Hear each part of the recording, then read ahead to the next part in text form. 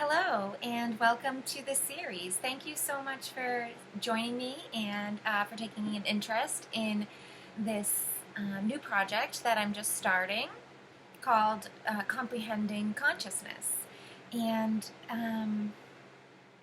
I know I've put out already 3 episodes, and it came to me this morning. Hindsight is 2020, right? As they say, that I probably should have done an initial welcome video just about my intention with the series and what it will encompass, and also to set a common ground for a space of learning that we can all kind of agree to step into when we are discussing consciousness, right? And I kind of think that's almost the first thing that comes into play once we've started to wake up or become woke, right? Is sort of that step in a direction of common respect and sovereignty as an individual, right? You wake up to your individuality and to the essence of your soul or your soul journey, and that you are an aspect of Source for a purpose. When we do that and when we acknowledge that, we create an energetic space around us of acceptance, of maturity, responsibility, sovereignty, all of these sort of words that we use sort of flippantly these days, right? We kind of forget about the heart that goes into those words or what they really represent, especially in the mainstream shallow world. There's not a lot of depth and there's not a lot of loyalty or common respect.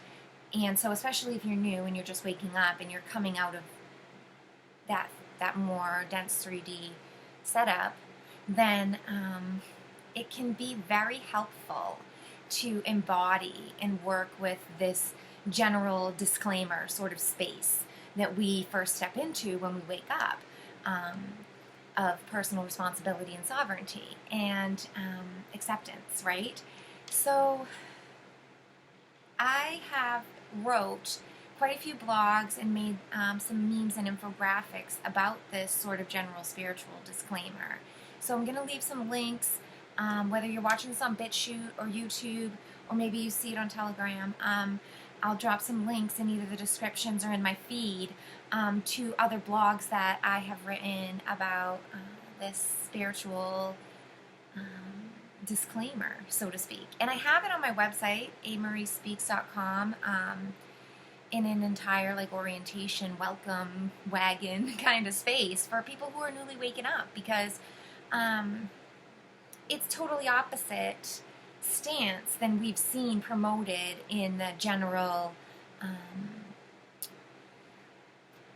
regular world out there, right? Corporate America or whatever kind of mainstream society that you live in. There is this underlying tone of servitude to systems in that world, and they really don't honor the individual or promote beneficial experiences for a person, right? They're really just about the system and getting things done and serving that system. And when you get wrapped up in serving a system, you have to trade your sovereignty for servitude to the system and basically relinquish your individuality to lockstep in key motions with that system of whatever you're agreeing to be a part of, right?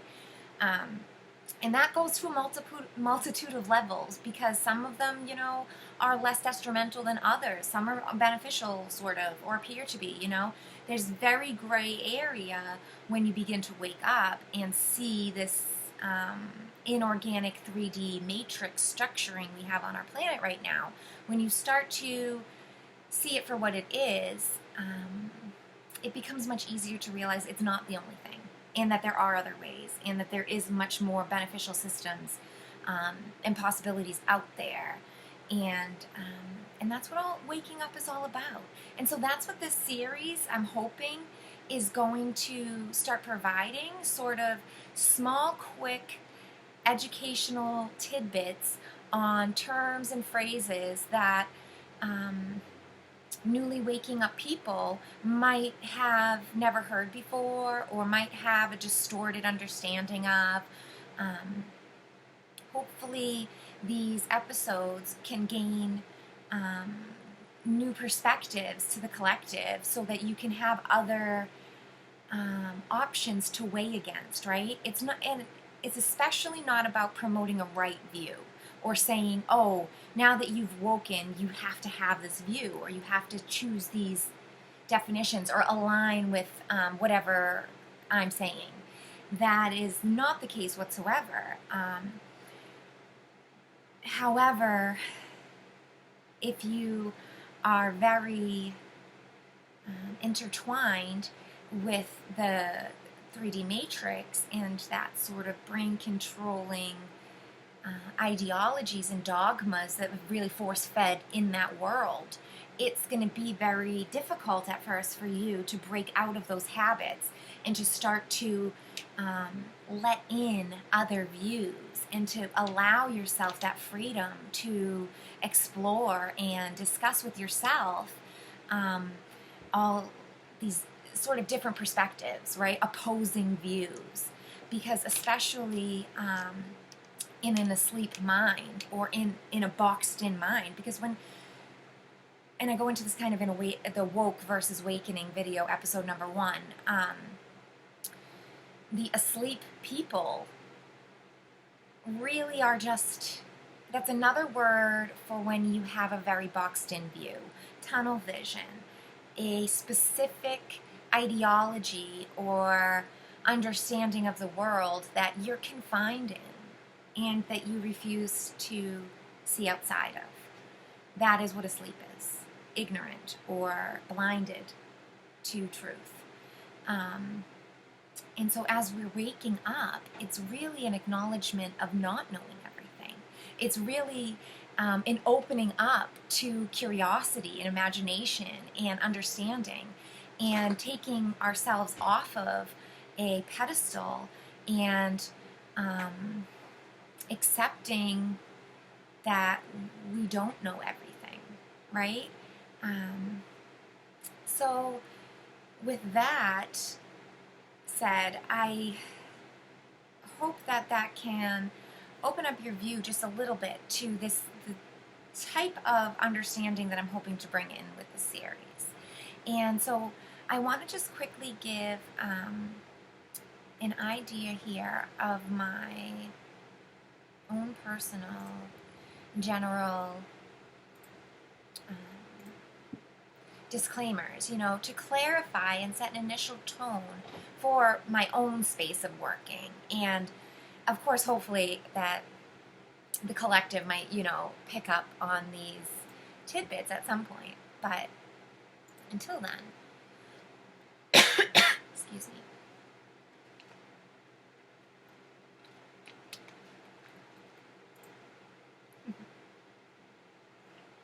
Until then, they are my personal guidelines, and I would love to share them here to set the tone, like I said at the very start, and also to give a common understanding of my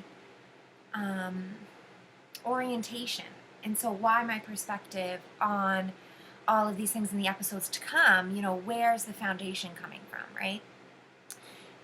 And so I am not trying to force or promote any idea, and I work my hardest to not constrict or conceal any information, ever. I trust my own intuition and guidance above all, and I assume others do too. All previously learned information is always up for logical debate and reconfiguration if I see it's needed. I have faith in the unknown. That which is greater than the self is what I'm calling the unknown. The mystery, the great what if source. I have faith that the unknown knows best. I do not cling to beliefs, ideologies, or preconceived notions of any kind. I work my hardest to disengage from entanglements that those kind of beliefs and ideologies try to hook into us. Because I seek out truth for what it is. And I always work to accept and integrate truths that I feel and resonate within. I also release expectations for conclusions. And I allow flow, movement, and change, always. I know I will never know it all. And I never try to trick myself into believing that I could know it all. These specific guidelines really help they help me every single day realign with who I feel the true me is, and also to keep myself in check, sort of, and make sure that I'm continually looking at as many aspects of myself, both the light and the dark, right? The higher self and the shadow, always trying to be honest with myself where I'm standing in those. And so lastly, I would really love to quickly just go over these things that I see as 3 steps that we all need to take as the collective, and we are kind of in between taking them on at different layers. But I do think they are kind of sequential and necessary for the collective to get to a space where we could build conscious communication. And now conscious communication is another thing I talk a lot about, especially on my website, under the tools of communion, right? Bringing sacredness back to communication, I feel, is unbelievably necessary at this time. And I talk about that at length in many of my blogs and on my website. So if that interests you, I'll quickly put a link down in there on The Art of Listening, perhaps, where I kind of dive into stuff like that. But to keep this video short and sweet and on point, I want to really quickly close out with these 3 steps to building a space of conscious communication. Step 1, acknowledge and uphold each individual's sovereignty. Step 2, mutual respect of thoughts, ideas, and issues. Honest listening. Number 3, work together to figure out the harmonics. Always seek solutions that are balanced. Now, I say these things are sequential because you can't have one without the other. And the very first underlying thing is recognition of sovereignty, right? And I talk about this in the sovereign episode, because it is so important that we are able to recognize not only our own sovereignty and our own special fractal of source within us, but that every being out there is also a reflection or fractal of source, and that they have their own sovereignty. They have the right to that sovereignty. And if we want our sovereignty respected, then we offer respect out in the first place for other sovereignty, right? That understanding and that tweak is the first initial step into higher communication, a more comfortable and loving space where we can all work to share things in. And that's why step number 2 becomes that mutual respect of thoughts. It becomes a space where we can share honestly and also listen honestly. And it's that space of non-judgment that is set up in step number 1 that allows step number 2 to now be this like fertile ground for imagination, for ideas, for tossing things back and forth between people, right? Where you can actually trust and feel supported and comfortable in this space of communion. And so once we learn the workings of that space in step number 2, right, then we really can build and outline step number 3, which is seeking the solutions that benefit the whole, right? So only when everybody can get into that same kind of mutual circle where we're all mutually working for something that's beneficial to, yes, our own sovereignty, but to the collective as well, right? Then we get to these ideas, and we'll be able to get into working solutions and play out what works and what doesn't in this real realm of 3D reality or whatever, right? Because so many things can be thought in the imaginary world, and in imagination we can plan, and we can make all these hypotheticals, all of these simulations. We can run as many computer programs as you want, in silico, all of these things. But humanity, human spirit, our heart, when it is fully activated, we're sovereign co-creator beings who operate from a positive, energetic, function. You can't tie that down. You can't predict it. No algorithm can predict source consciousness, the creator, right? Because that's the whole purpose of being able to think for yourself, is to come up for something outside of the box, right? And so it's only within that space that we could ever even start to hash out and work through what problems and solutions can really actually work for the collective once we get to that space. But it's also, important to remember that as above, so below.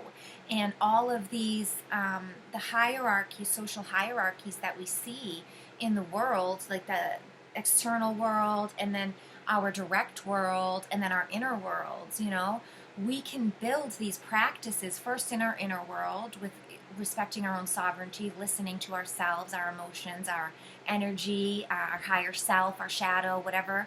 We get that good. We build those 3 steps up inside first, and we see what works for us and what doesn't. And you know what I mean? And then we take it to our direct world and your immediate family, the people you interact with on a daily basis. And you start to work through steps 1 through 3 with them. And then you learn and hash out how it works in the real world with others when you really are trying to create a common ground space of sovereignty and communion, right? And then, and only then, once we've gotten our direct world involved and we've hashed out these things in our real world, will it ever be able to come out into the external social complex world that we think we experience out there. Because out there is a reflection of direct world, which is a reflection of the internal world at the end. And so that's why our inner world is the first place that we start. And that's why this series, I really hope, is going to be a beautiful bridge for new people and people who've been awakened for a long time. Even if you're like me and you've been woke since 9/11 or before, and we've known these things have been coming, for a long time. It's like no matter the sight to see where we're going, we're still getting there. We're still there, and still people like us are still waiting to build the steps, because you can't build step 1 through 3 in the outside exterior world until everybody's already done those inner world, your direct world, and then the exterior world. So it's like we have to wait for everyone to catch up, kind of, right? Except it's not waiting, because internal work is never ending. It's eternal, right? And so while you think you're waiting for the rest to catch up, that really we have plenty to do. We're not waiting whatsoever. We have plenty of work to keep us busy while others catch up to the stages and move through the work in their own way. And so I really hope these short episodes are going to help people work through their own work in their own way, open perspective, and get new meanings and definitions maybe into their world, so they can go back and think it through on their own and take what you like and leave what you don't. That's a big thing about the common ground here, is this beautiful space of non-judgment and acceptance, to where I am totally secure in my own truth and knowledge of where my world and my body sit at, my energetic self, And so when I offer options, say at a buffet table, and I've made a course meal and appetizers and desserts and soups and all of these things, finger foods and everything, I've cooked it all up because I love to cook and I love all these different foods. I don't need you to like them too. I'm not making them in hopes that I'm changing your mind about a taste palette that you have. No, I cooked them because I love to cook and I have an abundance of food now. And I'd love to share it with you. And if you don't like chocolate covered strawberries, that's cool. It doesn't hurt my feelings. I still love them. Um, and if you like cauliflower cooked a certain way and I didn't make it that way, that's fine. You don't have to get upset with it. The kitchen is open. My seasonings are available to you, so go flavor your cauliflower, recook it the way that you would love to. But don't cast aside cauliflower and hate it forever, mark it evil or terrible, or say that you don't like it anymore because I cooked it in a way or offered it in a way to you that it doesn't suit you. That's perfectly fine. It's cool. It's totally good. And once we all encompass that space of offering abundance and not caring about reciprocity, when we're really seeking to serve others just because it feels wonderful in itself, that's this common ground space that I'm really trying to create, and I hope everybody will step into with me, at least for the little portions while you watch the 10-15 minute videos that I'm going to offer on each of these topics. So I hope you'll check back and see all the different episodes that I'll come up with. And as I said, 1 through 3 are already out, so I'll link them below. If you haven't checked them out, go check them out now. And I hope you'll tune in for number 4 when it comes out. So thank you so much for joining me.